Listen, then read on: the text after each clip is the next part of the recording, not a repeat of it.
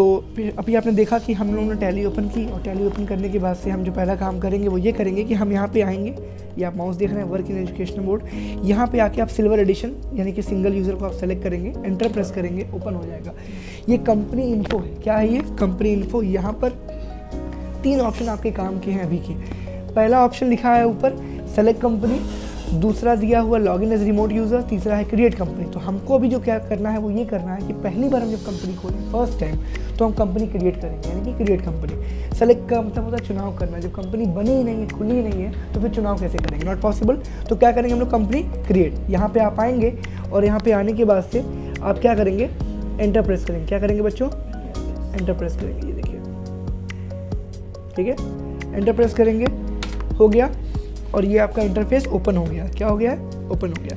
यहाँ पे साफ साफ लिखा हुआ है कंपनी क्रिएशन का विंडो है, ऊपर लिखा है डायरेक्टरी। डायरेक्टरी हम लोग बचपन में देखते थे कि एक मोटी सी किताब हुआ करती थी, उस किताब पर एम्बुलेंस का, सरकारी हॉस्पिटल्स का मोबाइल नंबर, लैंडलाइन नंबर लिखा हुआ करता था, उसी को डायरेक्टरी बोलते हैं। यहाँ पर डायरेक्टरी का मतलब ये है कि ये जो टैली का डेटा है जो आप सेव करते हैं वो एक फोल्डर में जाकर सेव होता है। वो फोल्डर यहाँ पे उसका एड्रेस दे रखा है। यहाँ पे एड्रेस यहाँ लिखा हुआ है c:/users/public/tally.erp9/data।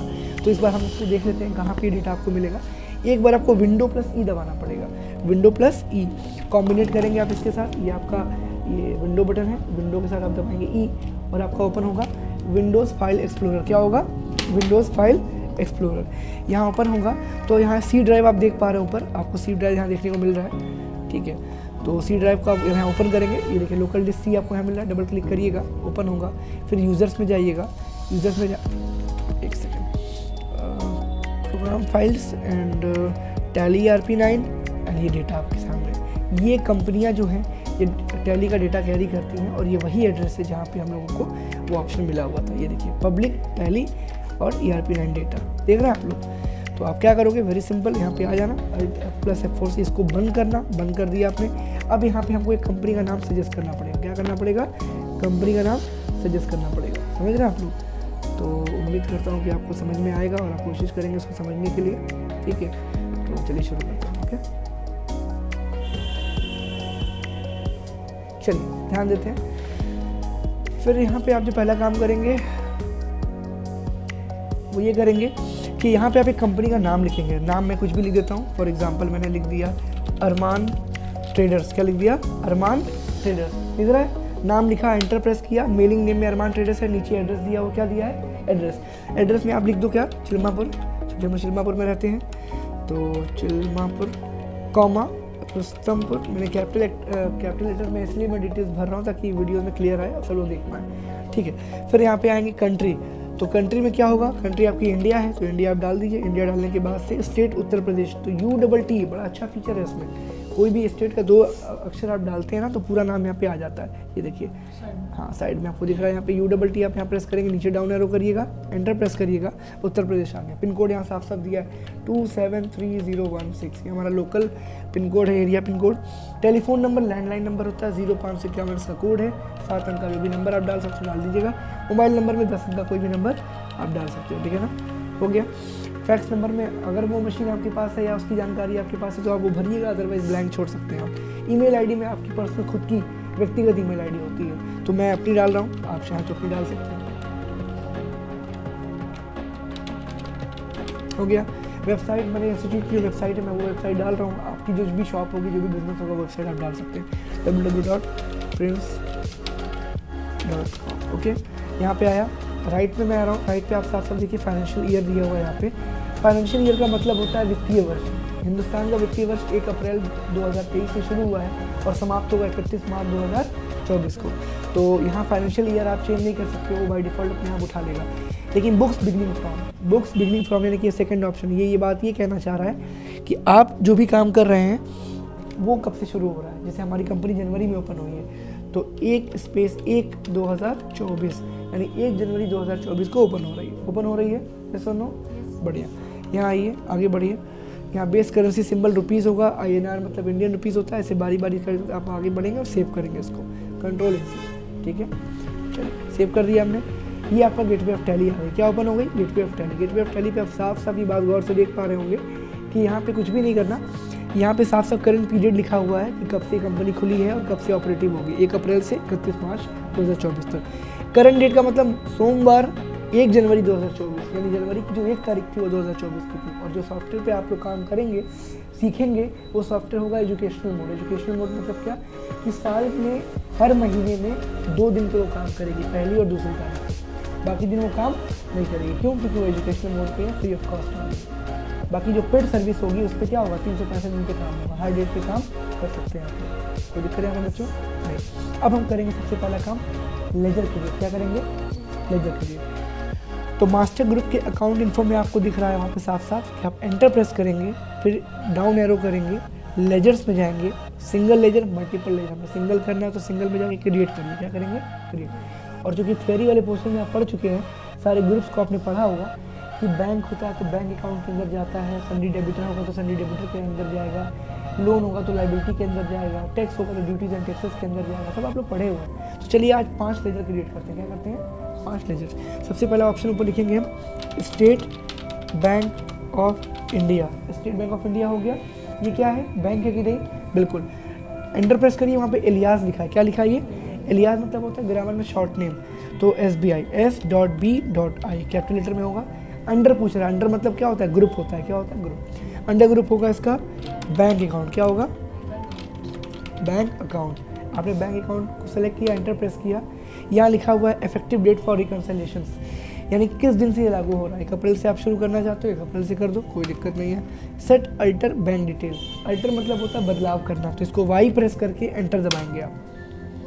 ओपन होने में थोड़ा सा 2 सेकंड लेता है, ये ओपन हो गया। एंटर प्रेस करिए, यहाँ पे दिया हुआ है, एंटर प्रेस करिए, एंटर प्रेस करिए, बाकी सबको नो रखिएगा।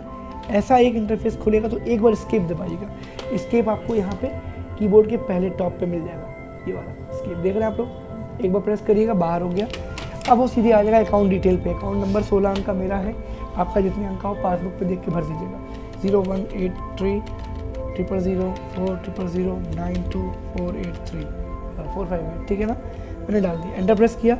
अकाउंट होल्डर का नाम पूछ रहा है, मैंने अपना नाम आरिफ डाल दिया। आप चाहें तो आमिर डाल सकते हैं, ठीक है। ब्रांच नेम, ब्रांच नेम का मतलब कि वो ब्रांच का नाम क्या है, तो मैं रामगढ़ ताल, क्या बोला हूँ? रामगढ़ ताल ब्रांच रुस्तमपुर। क्या लिखूँगा? रुस्तमपुर। हो गया। BSR कोड पासबुक पर लिखा, देख के भरिएगा। IFC कोड PUNB 00183000 हो गया। एंटर प्रेस करिए, एंटर प्रेस करिए, एंटर प्रेस करिए। कंट्री इंडिया है, स्टेट उत्तर प्रदेश है, पिन कोड डाल दीजिएगा 273016। कोई दिक्कत बच्चों यहाँ तक? नहीं। सेव करेंगे, Ctrl+A दबाएंगे।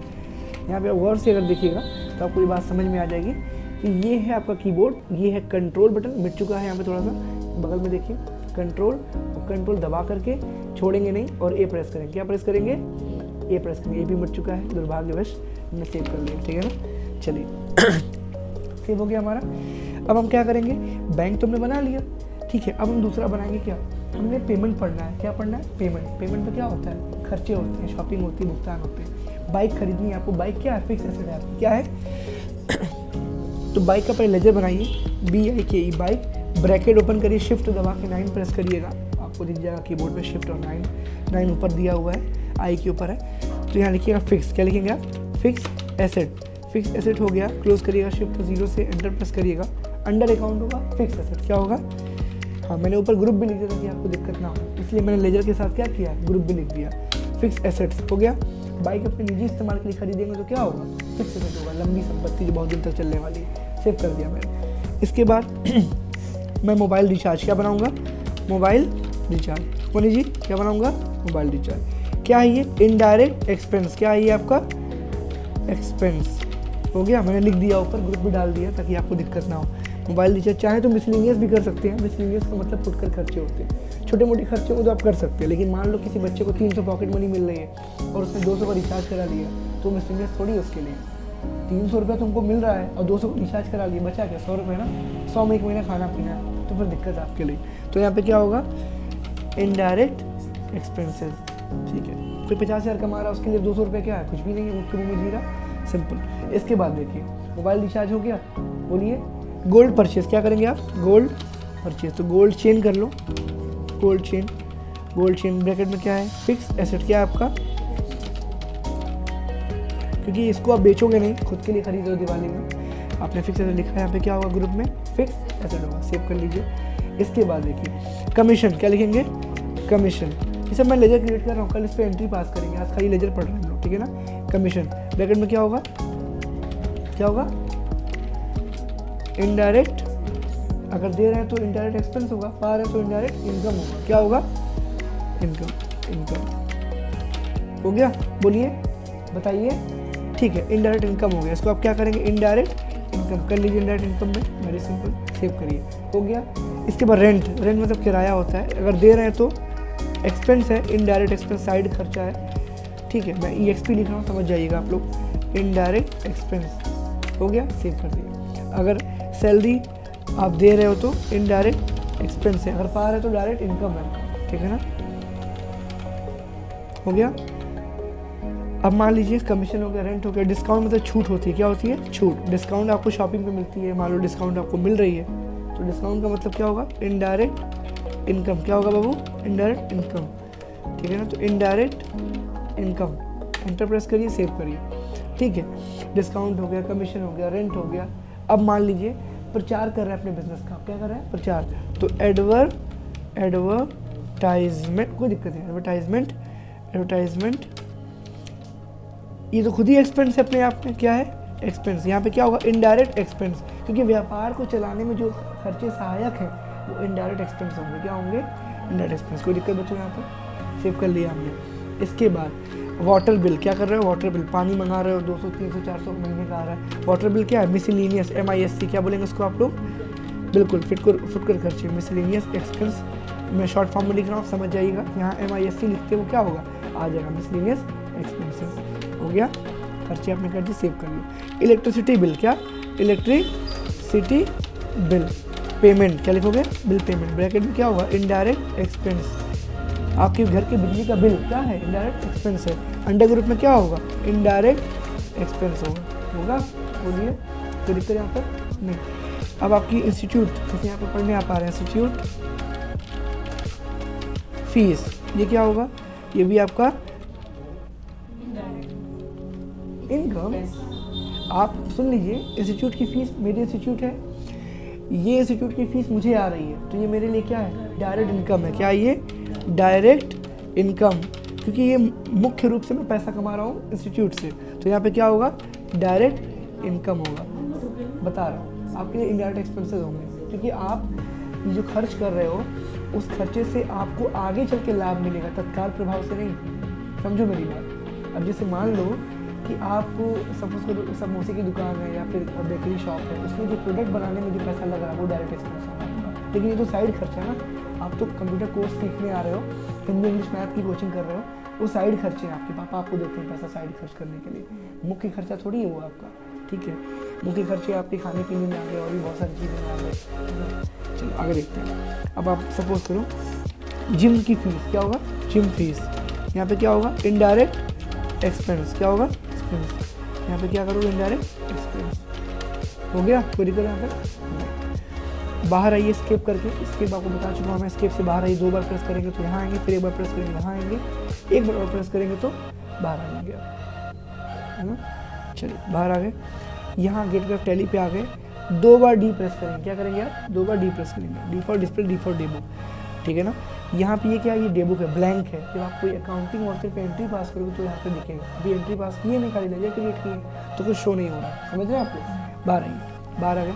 अब आप जाएंगे अकाउंट इन्फो में, कहाँ जाएंगे आप अकाउंट इन्फो में जाएंगे, लेजर्स पे जाएंगे और क्या करेंगे आप डिस्प्ले, क्या करेंगे डिस्प्ले। आप इन लोग की फ़ोटो क्लिक कर लीजिए, आप लोग को सिस्टम पे अभी इसको बनाना है। और आज की वीडियो में बस इतना काफ़ी है, आज के लिए बस इतना। Thank you to all of you.